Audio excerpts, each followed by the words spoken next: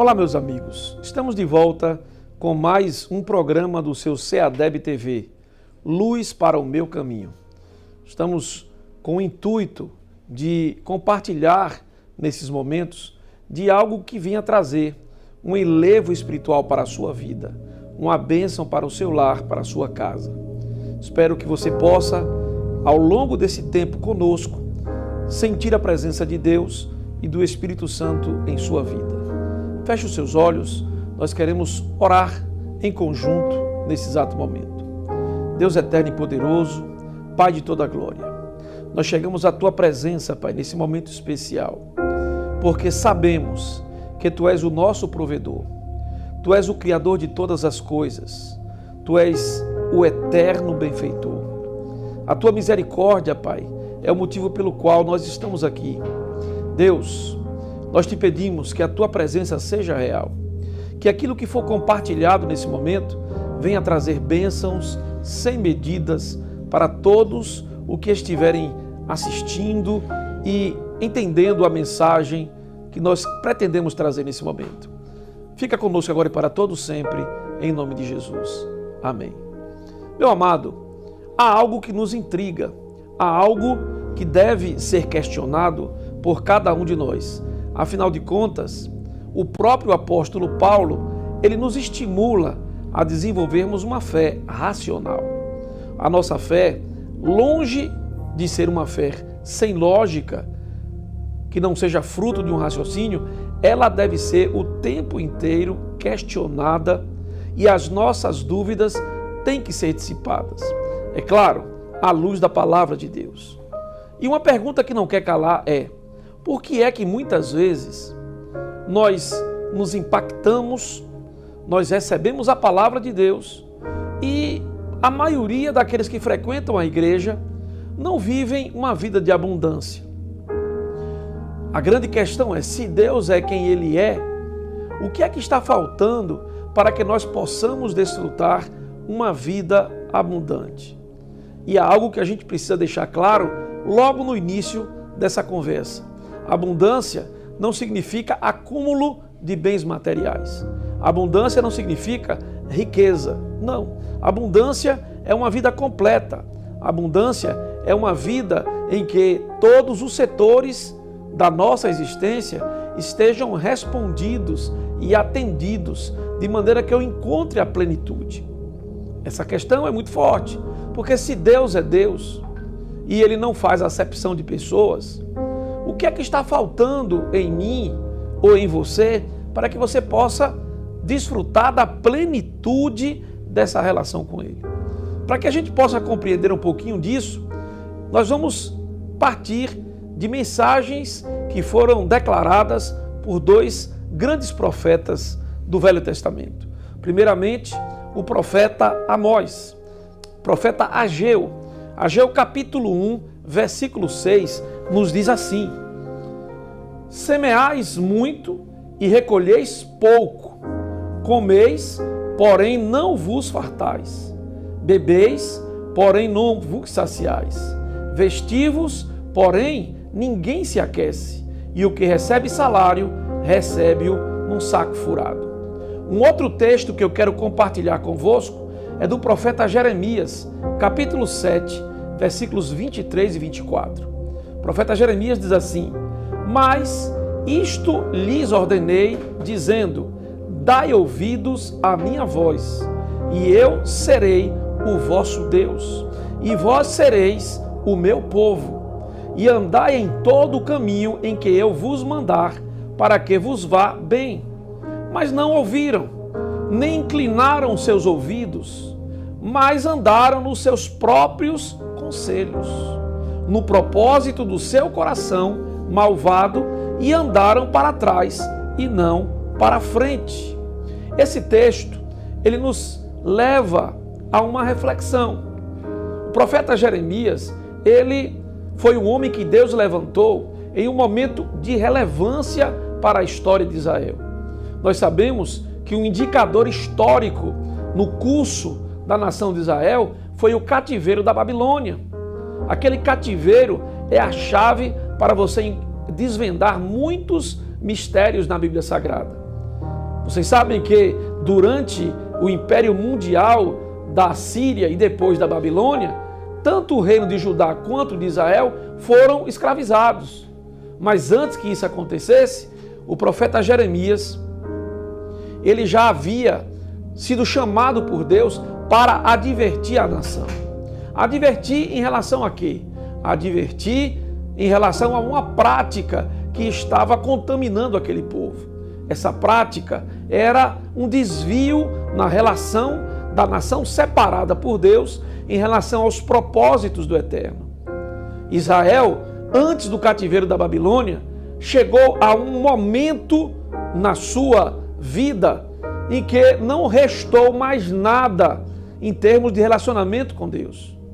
Israel chegou a se contaminar com a idolatria, passou a servir a deuses pagãos, passou a viver uma cultura que não era a cultura proposta por Deus, uma cultura transgressora, uma cultura dos povos vizinhos. E chegou o momento em que o Senhor, ele decidiu advertir de que aquela continuidade iria acabar com a prosperidade de Israel, com o bem-estar de Israel. E ele fez isso utilizando o seu profeta Jeremias. Mas acontece que o povo não deu ouvidos à voz de Deus. Simplesmente fechou os ouvidos à voz do Eterno e resolveu desobedecer ao Criador. Resultado disso, a medida do Senhor chegou ao ponto máximo. A medida de Deus se esgotou. E aí não teve mais retorno. Deus decidiu que daquele ponto em diante a destruição era iminente. E Jeremias muda o seu discurso. Aquele que era um atalaia que gritava contra o perigo, passa agora a dizer que o juízo era inevitável. E isso efetivamente aconteceu. O povo de Israel foi levado cativo para a Babilônia. Por volta do ano 586, aquela nação experimentou uma derrocada total. As muralhas de Jerusalém foram destruídas, o templo completamente destruído e aquele povo experimentou uma vida de escravidão durante 70 anos. Alguns detalhes são importantes para que a gente possa compreender as razões pelas quais nós não desfrutamos da prosperidade proposta por Deus. E uma dessas razões é muito perigoso quando eu decido viver a minha própria vida longe dos propósitos de Deus. Perceba que o texto que nós lemos foi um texto que fala sobre vivermos o propósito de Deus, vivermos o plano de Deus em nossa vida. Aquele povo achou que porque ele contava com o templo, contava com a glória de Deus naquele templo, eles seriam indestrutíveis. Ninguém seria capaz de vencer a nação de Israel, porque eles detinham a glória de Deus. Só que por conta do pecado, aquele povo não conseguiu perceber que em um determinado momento a glória de Deus se afastou. Sem ninguém perceber, o templo ficou vazio. A construção física permaneceu, mas a glória que enchia aquela casa já não existia mais. É muito perigoso quando nós achamos que estamos perto de Deus e, na verdade, nós não temos mais a presença dele em nossa vida. Isso pode acontecer com qualquer um de nós, principalmente quando eu acredito que a minha vida religiosa, quando eu acho que a minha prática religiosa me protege de todos os males. Isso é muito perigoso quando eu acho que o relacionamento com Deus pode ser resumido a uma vida de aparência, a um relacionamento externo com Deus. Foi isso que aconteceu com Israel. Eles olhavam para o templo e pensavam, Deus está comigo, mas a vida deles era uma vida de transgressão e desobediência. Mas, pastor, eu não sou esse pecador quanto mais. Eu não ando por aí praticando condutas aberrantes. A grande questão é que a santidade de Deus não se limita a não compactuar com grandes pecados, com pecados socialmente visíveis. Existem práticas que estão escondidas em nosso coração que afastam a presença de Deus. Existe situações que emanam de dentro do nosso coração, do nosso pensamento, que nos retira completamente da presença de Deus. Porque a glória de Deus exige santidade de propósito. A glória de Deus exige santidade de objetivo, de finalidade. Nós sabemos que nenhum tipo de atividade religiosa nos blinda, nos protege, nos guarda em si mesmo. Nós não temos amuletos que são representados por uma vida esteticamente agradável, visivelmente compatível com o projeto de Deus. Porque a grande questão de Deus é o que eu guardo no meu coração. A palavra nos revela isso. A palavra nos mostra de que o que eu devo guardar com maior cuidado em minha vida é o meu coração. E quando a Bíblia Sagrada fala sobre isso, quando a Bíblia Sagrada trata sobre o coração, ela está se preocupando não apenas com minhas emoções, mas também com os meus pensamentos, a minha maneira de ver e entender o mundo. E é aí que reside o segredo de uma vida abundante. Hoje, os treinadores comportamentais, os coachings, eles andam por aí faturando milhões, tentando nos ensinar como termos a chave do sucesso. Eles querem nos revelar segredos de como eu posso conquistar fortuna, fama e sucesso. Quando, na verdade, o segredo da prosperidade do ser humano não está em mim mesmo, está em um relacionamento sincero, verdadeiro com Deus. Tudo está na maneira como eu encaro essa relação com Deus. Eu preciso compreender que a minha forma de ver o mundo e ver as coisas tem que estar adequada à visão de Deus, ao pensamento de Deus, à mente de Deus. Nós estamos, então, diante de algo que pode mudar a nossa vida e a nossa história. É de que, para que eu viva uma vida de prosperidade, eu preciso estar focado verdadeiramente no reino de Deus. A prioridade para mim tem que ser a glória de Deus.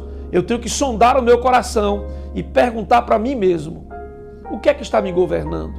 Quais são os desejos que dominam a minha mente e o meu coração? Qual é o real propósito que me governa? Muitas vezes a gente pode estar confundido. Muitas vezes a nossa própria vida ministerial, você que é pastor, você que é líder, você que é obreiro, você que está comandando algum departamento na igreja, precisamos sondar o nosso coração e buscar o verdadeiro propósito das nossas ações. Agora há pouco nós conversávamos sobre a prática do jejum. Muitas vezes você se joga na prática de um jejum de dias a fio. Você se abstém de alimentação e o desejo do seu coração é: eu quero receber o dom da cura. Que coisa gloriosa é você poder receber de Deus o dom da cura. Mas esse dom da cura você quer para quê mesmo? Qual é o seu propósito? É servir as pessoas? É realmente tirar a enfermidade do corpo físico do teu irmão, do teu semelhante? Ou é ser destacado no meio da multidão como o grande pregador que ora e a enfermidade sai do corpo? Você às vezes busca o estudo sistemático da palavra de Deus, você se joga à pesquisa bíblica e deseja conhecer a profundo o texto sagrado. Mas você precisa se perguntar: por que eu quero conhecer a Bíblia? Por que é que eu preciso dominar a teologia? É para que eu seja mais relevante do que os outros pregadores? É para que eu tenha mais conhecimento do que os meus colegas? Esse propósito não atende à vontade de Deus. A vontade de Deus é que o teu conhecimento te aproxime dele. Em outras palavras, nós que acreditamos em Deus, precisamos valorizar, sobretudo, a real presença dele em nossa vida. Se eu me deparo com o texto sagrado, a revelação que eu busco é a revelação de Deus. Se o propósito do meu coração é me entregar ao jejum, é porque eu preciso me aproximar mais dele. Se eu quero receber dons espirituais, é porque eu sou servo dele e eu sou chamado para abençoar outras vidas. tudo se resume ao propósito que governa o meu coração. Então perceba que a nossa religiosidade pode ser uma grande barreira que nós construímos e que vai nos afastar de Deus. Quando eu transformo tudo aquilo que eu desejo, não pela glória de Deus, não por agradar ao meu Criador, não para me apresentar a Ele como alguém que busca a sua face. Não. Na verdade, esse relacionamento tem que ser construído dessa forma. Jeremias, no capítulo 7, versículos 8 e 10, ele declara: eis que vós confiais em palavras falsas, que para nada vos aproveitam. Porventura furtareis e matareis e adulterareis e jurareis falsamente e queimareis incenso a Baal e andareis após outros deuses que não conhecestes. E então vireis e poreis diante de mim nesta casa que se chama pelo meu nome e direis: fomos libertados para fazermos todas essas abominações? O que é que o profeta está dizendo com isso? É a minha prática diária que é relevante. É aquilo que me conduz no dia a dia que interessa a Deus. Não é o fato de eu estar congregando em uma igreja, não é o fato de eu estar com a responsabilidade religiosa que me dá o direito de ter um relacionamento com Deus. Não, é o desejo que eu tenho de a cada dia me aproximar mais dele e me afastar do governo da minha carne. Jeremias dizia isso. Então, se você quer andar para frente, aprenda a ouvir e a seguir a voz de Deus. Jeremias diz: dai ouvidos à minha voz. Esse é o segredo para você começar a ter uma vida de prosperidade. Aprender a ouvir e a obedecer à voz de Deus. Há um texto escrito por Paulo que você conhece por demais. Mas essa versão aqui, a nova tradução na linguagem de hoje, ela é muito clara. Romanos 12 e 2. Não vivam como vivem as pessoas deste mundo, mas deixem que Deus os transforme por meio de uma completa mudança da mente de vocês. Assim, vocês conhecerão a vontade de Deus, isto é, aquilo que é bom, aquilo que é perfeito e aquilo que é agradável a Ele. A recomendação de Paulo é: eu não posso ser igual às demais pessoas. Eu me lembro de um ditado das nossas mães, quando os filhos desejam fazer alguma coisa de errado. Ele diz assim: mas minha mãe, todo mundo faz. E a mãe da gente diz assim: mas você não é todo mundo. Paulo, através da sua palavra, nos admoesta, nos adverte. Não devemos ser iguais às pessoas desse mundo.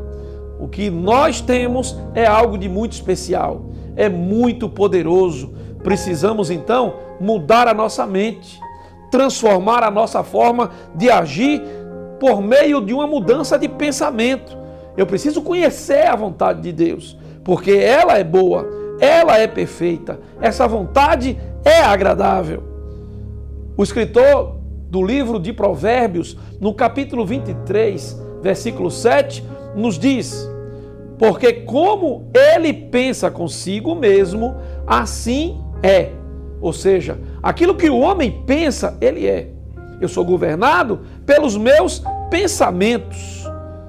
E o próprio escritor do livro de Provérbios, no capítulo 4, versículo 23, nos adverte: sobre tudo o que se deve guardar, guarda o teu coração, porque dele procedem as saídas da vida. Então nós percebemos que há uma intenção deliberada da palavra de Deus de nos debruçarmos com o que está contido dentro de nós. Com a nossa mente, com o nosso pensamento, com as nossas emoções, o que é que nós temos guardado dentro de nós. Eu quero chamar a sua atenção para um fluxo que pode mudar a sua maneira de agir. Porque você precisa primeiro entender que o mundo, é incrível isso, Isso não é apenas dito pela palavra de Deus. A neurociência, os estudiosos do comportamento humano, os psicanalistas, os psicólogos, os psicoterapeutas, todos aqueles que se deparam com o comportamento humano são unânimes em dizer que o mundo é aquilo que eu penso. No ditado popular, cada cabeça um mundo. No ditado do povo, cada um de nós temos o nosso próprio ponto de vista. Isso é muito relevante, porque ao estudo dessa neurociência, aquilo que eu penso influencia naquilo que eu vivencio. Guarda os teus pensamentos. Entrega os teus pensamentos ao Senhor. Não permita que o diabo governe as suas emoções, os seus sentimentos e os seus pensamentos. Sabe por quê? Porque o diabo, Satanás, Lúcifer, ele vem desde o primeiro homem observando o nosso comportamento. Dizem os mais argutos pensadores que Satanás é um psicólogo milenar e ele tem a capacidade de estudar a conduta humana desde o seu nascedouro. Ele vem observando a maneira que nós nos conduzimos, os nossos gostos, os nossos desejos, os nossos sonhos, e ele vai trabalhar a sua matéria-prima, a sua matéria bruta, é justamente isso. Ele é astuto, ele é ardiloso, e ele trabalha nesse campo, nesse nível. E outro detalhe, ele não é agoniado, ele é paciente, ele tem estratégia e ele tem calma e tranquilidade para executar o seu plano em um tempo muito mais prolongado do que você pode imaginar. Deus dá uma revelação ao apóstolo Paulo na sua segunda carta à igreja de Corinto, no capítulo 10, no versículo 4, quando Paulo escreve: porque as armas da nossa milícia não são carnais, mas sim poderosas em Deus para a destruição das fortalezas. Perceba que o apóstolo Paulo, ele está focado em algo que está no nosso campo do pensar. São as nossas fortalezas que estão estabelecidas no nosso pensamento. Paulo sabe que essa fortaleza que ele implementa na minha mente são padrões de comportamento, formas de agir. E essas formas de agir, essas fortalezas implantadas por Paulo dentro do nosso ser, é que podem nos impedir de desfrutarmos da plenitude da nossa vida. Eu quero me deparar um pouquinho acerca dessas fortalezas. Que fortalezas são essas? Como elas são construídas? Essas fortalezas são construídas por Satanás a partir das nossas próprias experiências, das nossas vivências, da nossa origem, dos nossos relacionamentos familiares, daquilo que nós recebemos dentro da nossa casa. Satanás, ele vai construindo o seu drama, o seu enredo a partir dessa matéria-prima que é a minha própria existência. E quando você menos espera, você está dominado por uma fortaleza maligna. Nós somos aquilo que nós cremos. E nós cremos a partir daquilo que nós nos alimentamos. Ei, o próprio apóstolo Paulo nos recomenda tudo que é bom, tudo que é agradável, tudo que é louvável, nisto pensai. Paulo está dizendo, em outras palavras, se você é aquilo que você acredita, e você acredita a partir daquilo que você se alimenta, aquilo que lhe alimenta define a sua crença. Cuidado com o que você anda vendo, com o que você anda ouvindo, com o que você anda estudando, com quem anda lhe influenciando, porque a partir disso, Satanás pode implantar em você uma fortaleza, um domínio espiritual. E você precisa compreender muito bem isso. Romanos 6 e 11, Paulo declara: revesti-vos de toda a armadura de Deus, para poderdes ficar firmes contra as ciladas do diabo. Você pode notar que às vezes a barreira que foi construída por Satanás, a fortaleza, pode ser um sentimento de inferioridade. Você pode ter uma autoestima diminuída por conta de experiências negativas, de críticas de pai, de mãe, de amigos, de patrão, de parentes, de autoridades, de lideranças. Você não consegue se libertar dessa fortaleza maligna. Por mais que você tenha competência, por mais que você seja reconhecido, o que te governa é esse pensamento de inferioridade. Ou pode ser o contrário. Você pode ter uma fortaleza diabólica baseada no sentimento de superioridade. E aí você vai ser uma pessoa intransigente, cujo caráter não pode ser moldado por ninguém, porque você não sabe se submeter. Tem uma outra fortaleza satânica, que é aquela que é a fortaleza do medo. Muitas pessoas não avançam por conta do medo, por conta dessa fortaleza diabólica que te impede de desfrutar a plenitude do Senhor na sua vida, porque você foi condicionado por uma fortaleza satânica a não acreditar nem mesmo em você, quanto mais no propósito de Deus para a sua vida. Mas a boa notícia para você é de que a nossa mente, ela pode ser renovada pela transformação efetuada através da palavra de Deus. O apóstolo Paulo, em sua primeira carta à igreja de Corinto, no capítulo 2, versículo 15, diz assim: mas quem é espiritual discerne todas as coisas, e ele mesmo por ninguém é discernido. Pois, no 16, quem conheceu a mente do Senhor para que possa instruí-lo? Nós, porém, temos a mente de Cristo. Ei, há uma possibilidade para você. Você pode desfrutar de uma novidade de vida quando você adquirir e tomar posse da mente de Cristo. Que mente é essa? Que mente fabulosa é essa, a do Senhor Jesus Cristo? Paulo, escrevendo aos Filipenses, no capítulo 2, versículo 5, ele diz: tenham entre vocês o mesmo modo de pensar que Cristo Jesus tinha. Ele avança, revelando que Cristo, ele deixou-se conduzir por um sentimento de humildade, por um sentimento de se deixar levar, não apenas pelo que ele era, mas pela misericórdia, pela bondade, pela benevolência, pela temperança, pelo equilíbrio das suas emoções. Paulo sabia que para cada um de nós termos sucesso, nós devemos ter uma mente semelhante à de Cristo. Só que tem um detalhe: isso dá trabalho. Ter a mente de Cristo custa uma renúncia pessoal.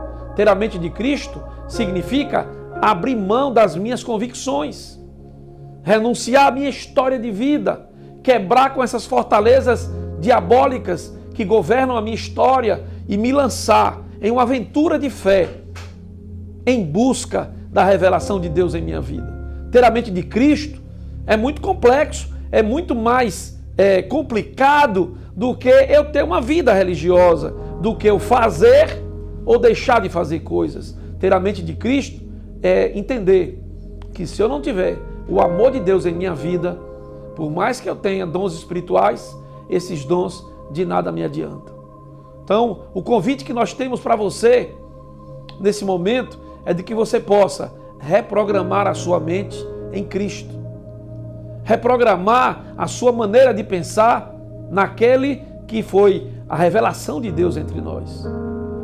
Há um fluxo de vitória que nós propomos. Se você mudar a sua maneira de pensar, você vai mudar a sua maneira de sentir, você vai mudar a sua maneira de agir e você vai desfrutar do melhor de Deus nessa terra. Tenha coragem, tenha a capacidade de se humilhar, como Cristo fez, e de se entregar a Deus e deixar de ser transformado por Ele, ser modificado por Ele. Eu quero orar por você. Eu quero que você tenha a humildade de dizer: Senhor, eu não vou conseguir sozinho, mas ao teu lado, com o teu Santo Espírito, eu vou vencer todas as fortalezas espirituais que foram construídas pelo inimigo em minha vida. e eu vou viver pela fé. Eu vou desfrutar de uma mente renovada em Cristo Jesus. Feche os seus olhos. Deus eterno e poderoso, Pai de toda a eternidade, nós chegamos à Tua presença, Senhor, nesse momento, porque recebemos a Tua palavra. Essa palavra, Pai, chegou aos nossos corações e eu te peço por misericórdia, fazer com que ela possa germinar, frutificar e crescer em nossas vidas. Pai, eu te apresento, Pai, cada um daqueles que estão desfrutando desse momento, dessa experiência espiritual. Pai, eu jogo por terra em nome de Jesus todas as fortalezas espirituais, todas as correntes que estão atrapalhando que essa vida desfrute do melhor que Tu tem proposto para cada um de nós. Deus, que a Tua glória, o Teu amor, a Tua bondade, a Tua misericórdia esteja presente em nossas vidas, Pai. Faz a diferença, Senhor. Faz a diferença em nossas histórias. Deus, nós queremos algo mais do que vivermos uma vida religiosa. Queremos desfrutar da Tua glória. Queremos experimentar a Tua presença, Pai. Ó Deus, traz abundância de vida. Eu te peço, Pai, e te agradeço em nome de Jesus. Amém. Que coisa gloriosa, meu amado, é termos desfrutado desse momento especial. Que o Senhor possa abençoar as vossas vidas. Nós temos aqui a participação hoje de irmãos e irmãs que estão acompanhando conosco essa palavra. O irmão Raul, lá de Valente, Deus te abençoe, meu irmão. O Senhor é uma bênção, o Senhor é fora da curva. Um abraço forte também para Leidiane Aquino. Muito edificante estas palavras. Nos traz um grande aprendizado. Irmã Josi, tenho crescido muito com as suas instruções de palavra. Deus abençoe a irmã Josi. A irmã Mônica Sudré, a paz do Senhor para todos vocês. Que o Espírito Santo possa abrir a mente, o coração e o entendimento de cada um de vocês, para que juntos desfrutemos de uma vida abundante em Cristo Jesus. Deus te abençoe.